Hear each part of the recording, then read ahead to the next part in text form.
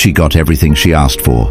The ring, the house, the man who stayed. Yet 3 months later, she stares out the window with a hollow look, convinced something is missing, something you took. You didn't. What you're seeing isn't disappointment. It's a loop. It's a psychological mechanism so old and deeply encoded she doesn't know it's running. Neither do you, until now. By the end of this, you'll understand why contentment becomes impossible, why every upgrade becomes baseline, and why gratitude expires. This isn't about blame. It's not about making her the enemy. It's about seeing the machine behind the behavior. Once you see it, you stop taking it personally. You stop breaking yourself trying to fix what was never broken. Let's begin. Economists discovered inflation decades ago. Flood a system with currency, and each unit becomes worth less. The currency didn't change, its value did. Abundance destroys scarcity. The same law governs emotion. Every gesture, every sacrifice enters her emotional economy. At first, your presence was gold. Your attention was rare. But you kept giving, and eventually the exchange rate collapsed. This is emotional inflation. Your texts once made her heart race. Now they're expected. Compliments once lit her up. Now they fade like noise. Flowers become obligation. Not because she's ungrateful, but because her system recalibrated. Ordinary doesn't register. Here's the brutal math. The more consistent you are, the faster your value depreciates. Not because consistency is wrong, but because her brain notices change, not stability. Threats, opportunity, movement, those capture attention. She doesn't consciously devalue you. Her neurology does it for her. The brain that once flooded with dopamine now needs 10 times the stimulus. You're not failing. You're operating in a system designed to bankrupt the generous. But it goes deeper. She's not addicted to you. She's addicted to the pursuit of you, the anticipation, the uncertainty, the space between wanting and having. That's where her brain feels alive. Neurologically, anticipation produces more dopamine than reward. The brain is built to chase, not rest. The hunt activates survival circuits. The catch signals the end. And when the hunt ends, so does the feeling. She didn't fall in love with you. She fell in love with the version of you she couldn't fully have. The mystery, the gaps, the tension of not knowing if you'd stay. When you became certain, the shift wasn't emotional. It was neurological. You became safe. And to her ancient brain, safe means settled. Settled means the adventure is over. The chemistry didn't die because love faded. It faded because uncertainty disappeared. And uncertainty is what kept her nervous system lit up. Listen to how women describe falling in love. Butterflies, waiting for calls, wondering if he'll text. The anxiety, the drama. She calls it romance. But what she's describing is elevated arousal created by unpredictability. Certainty, no matter how loving, doesn't activate the same circuits. This is why she can be loyal, committed, and still feel something missing. The missing thing isn't you. It's the experience of chasing you. Now look deeper. Every woman carries a fantasy self. Thinner, more admired, more fulfilled.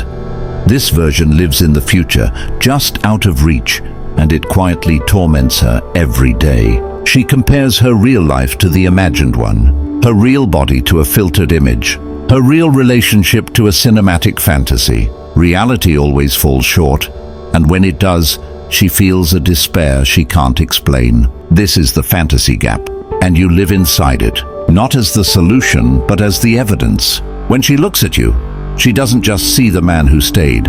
She sees the life that didn't become the dream, not because you're inadequate, but because no human can compete with the projection she's been building since childhood. The fantasy was never about you. It was about her becoming someone else. You represent the life she actually has, not the one she secretly grieves. She isn't dissatisfied with you. She's dissatisfied with the distance between who she is and who she imagined she'd be by now. You just happen to be standing in that distance, absorbing blame that was never yours.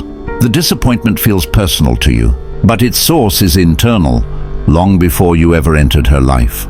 This is narrative hunger. Her psyche craves plot, attention, problems to solve. When things get too predictable, she stirs chaos, picks fights, creates distance, not to hurt you, but to feel movement. Peace doesn't feel like safety to her nervous system. It feels like numbness, and numbness triggers panic. So she provokes emotion just to feel alive, even if that emotion is negative. This is why she sabotages good things, why she invents problems that don't exist, why she accuses you of things you haven't done. Conflict becomes stimulation. You're not dealing with logic. You're dealing with a nervous system that treats calm as a threat, one that needs emotional intensity the way an addict needs a hit. Now add another layer. Women exist inside a relentless comparison engine. From the moment she wakes to the moment she sleeps, she's measuring herself against others, her body, her status, her relationship. Social media didn't create this engine. It weaponized it. The instinct itself is ancient and structural. In tribal life, survival depended on rank among other women. Access to resources flowed from position. That ranking instinct never disappeared. It just went digital. She sees a bigger ring and feels diminished, a vacation post and feels behind, a body she doesn't have and feels shame. The comparison runs constantly in the background, and you become part of that equation. She compares you to other men, other lives, other fantasies. If the comparison lands poorly, she feels it as dissatisfaction with you.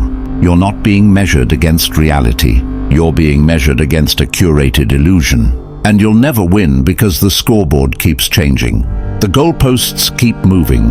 The algorithm keeps feeding better-looking illusions. So trying harder doesn't work. Giving more doesn't work.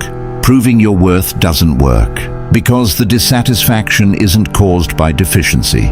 It's caused by design. She's running a system that demands constant novelty, constant stimulation, constant emotional input. No single man, no matter how devoted, can sustain that indefinitely. This isn't a flaw in her. It's a feature of the architecture. A psychological structure built for a world that no longer exists, now amplified by modern life.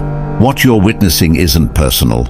It's mechanical, emotional inflation, anticipation addiction, the fantasy gap, the upgrade scanner, narrative hunger, the comparison engine. All of it runs beneath the surface, shaping perception, distorting experience, making satisfaction structurally unattainable. And the cruelest part, she doesn't know any of this. She just feels it. When she feels it, she assumes you're the cause. So what do? You stop trying to fill a void that was never designed to be filled.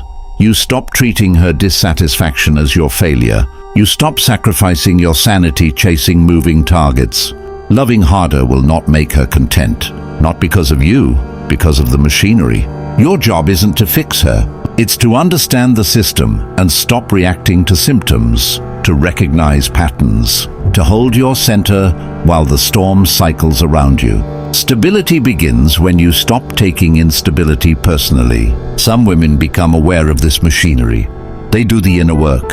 They recognize when dissatisfaction is internal, not external, and they resist the urge to project it outward. They practice gratitude as a discipline, not a feeling.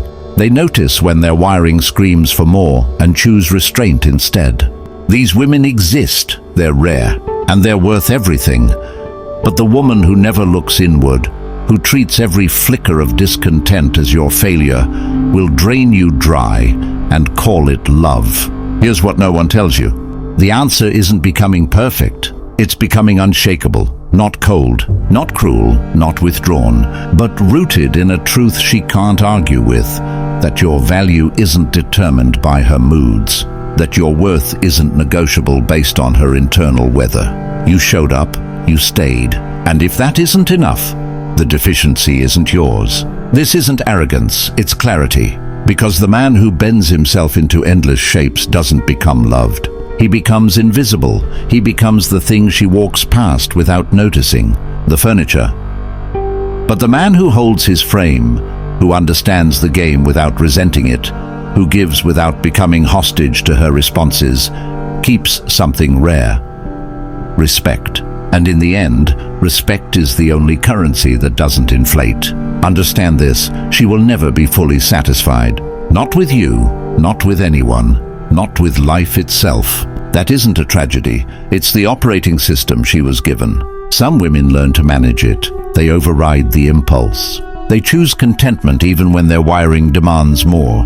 Those women become partners, the others become passengers, always consuming, never steering, always searching, never arriving. Your job is to see clearly, to love wisely, to give without losing yourself, to recognize when her dissatisfaction says nothing about your value and everything about her internal war. You can't win a game designed to never end, but you can stop playing by rules that were rigged from the start.